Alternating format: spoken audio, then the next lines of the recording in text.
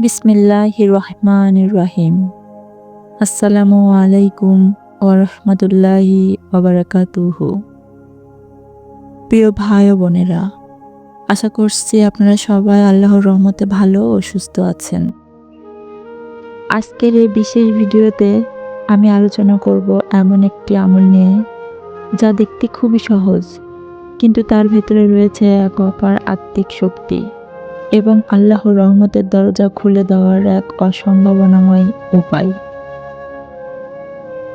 আমাদের আজকের আলোচনার বিষয় একটি তেজপাতা হাতে নিয়ে টাকা সহ একসাথে রাখা, অর্থাৎ এক বিশেষ নিয়মে কিছু দোয়া ও কোরআন পাঠের মাধ্যমে আপনি চাইলে আপনার রিজিকে বৃদ্ধি করার চেষ্টা করতে পারেন।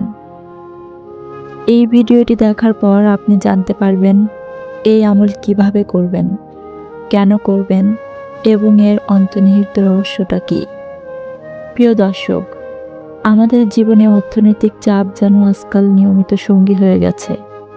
কেউ চাকরি হারাচ্ছে, কেউ ব্যবসায়িক ক্ষতির সম্মুখীন হচ্ছে, কেউ আবার মাসের শেষ দিকে টাকা না থাকায় অস্থির হয়ে পড়ছে।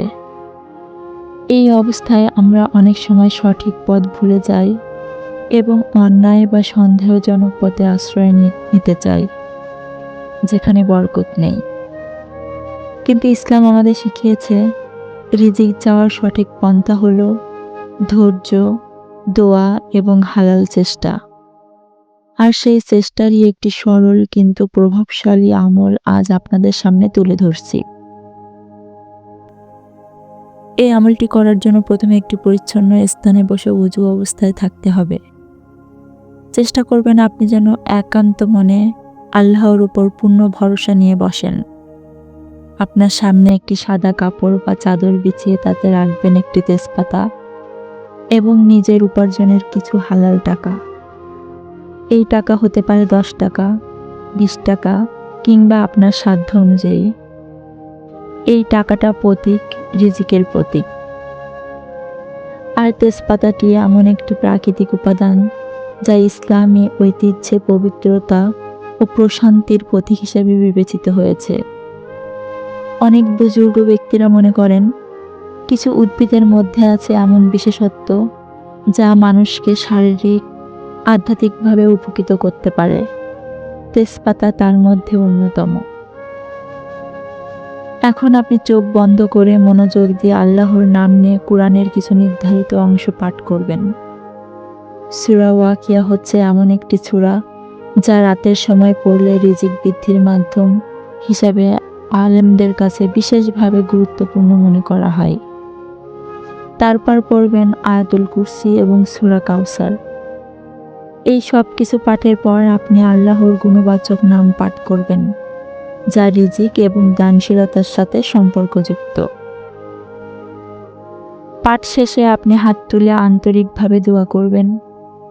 দোয়া হবে হৃদয় থেকে, যেন আপনি সত্যিই আল্লাহর কাছে সাহায্য প্রার্থনা করছেন, যেন তিনি আপনার রিজিক বাড়িয়ে দেন, বরকত দেন এবং অভাব দূর করে দেন।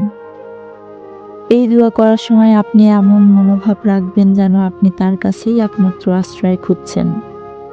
দুনিয়ার কোনো মানুষ, কোনো উপায় বা মাধ্যম নয়। একমাত্র আল্লাহই আপনার অভাব পূরণ করতে পারেন। এই আমলটি আপনি প্রতি শুক্রবার করতে পারেন, চাইলে প্রতিদিন ফজরের নামাজের পরও করতে পারেন। পাঠ শেষ হলে তেজপাতা ও টাকাগুলো আপনি একটি ছোট কাপড়ে মুড়ে নিরাপদ স্থানে রেখে দিতে পারেন, যেমন আলমারি, মানি ব্যাগ বা এমন কোনো স্থানে যেখানে আপনি গুরুত্বপূর্ণ জিনিস রাখেন।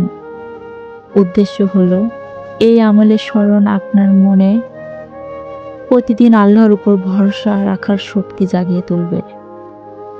তবে প্রিয় দর্শক, শুধু এই আমল করলেই চলবে না, আপনাকে অবশ্যই খেয়াল রাখতে হবে আপনার উপার্জন যেন হালাল হয়। আপনার জীবনে যেন নামাজ, কোরআনের গুরুত্ব থাকে এবং আপনি যেন ধৈর্যশীল থাকেন।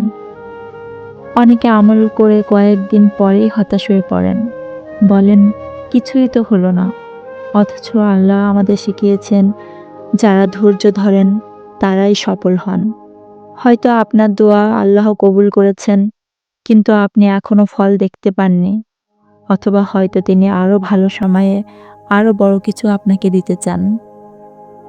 কখনো কখনো দেখা যায় মানুষ এই আমল করার পর হঠাৎ করে একটি নতুন কাজ পেয়ে যান, ব্যবসায় অপ্রত্যাশিতভাবে লাভ আসে, বা এমন কোনো দরজা খুলে যায় যার কথা সে কল্পনাও করেনি। এটা হতে পারে বরকতেরই প্রতিফলন। হয়তো আপনি আগেও 10,000 টাকা আয় করতেন, এখনও করছেন, কিন্তু এখন সেই টাকা দিয়ে যা যা হয় আগে তা হতো না। এটাও একটি বিস্ময়কর পরিবর্তন। এই ছোট আমলটির মাধ্যমে আপনি নিজেই জীবনে রিজিকের বরকত ডেকে আনতে পারেন, যদি আপনি তাওয়াক্কুল করেন, ধৈর্য ধরেন এবং আল্লাহর কাছে আন্তরিকভাবে প্রার্থনা করেন। আপনি চাইলে এই আমলটি আপনার পরিবার, বন্ধু কিংবা প্রতিবেশীর সাথেও শেয়ার করতে পারেন। হয়তো তাদের মধ্য থেকেও কেউ উপকৃত হবে, আর আপনি তার সওয়াবে অংশীদার হবেন। এই ছিল আজকের আলোচনার মূল বার্তা।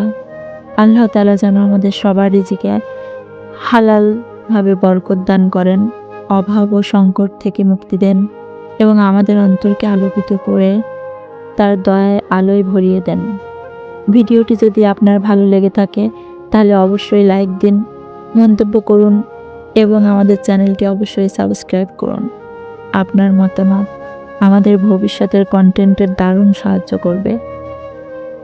আল্লাহ আপনাকে এবং আপনার পরিবারকে সুস্থ রাখুন, নিরাপদ রাখুন। আবার দেখা হবে আগামী কোনো ভিডিওতে নতুন কোনো আমল নিয়ে। ততক্ষণ পর্যন্ত সবাই ভালো থাকবেন। আল্লাহ হাফেজ। আসসালামু আলাইকুম ওয়া রাহমাতুল্লাহি ওয়া বারাকাতুহু।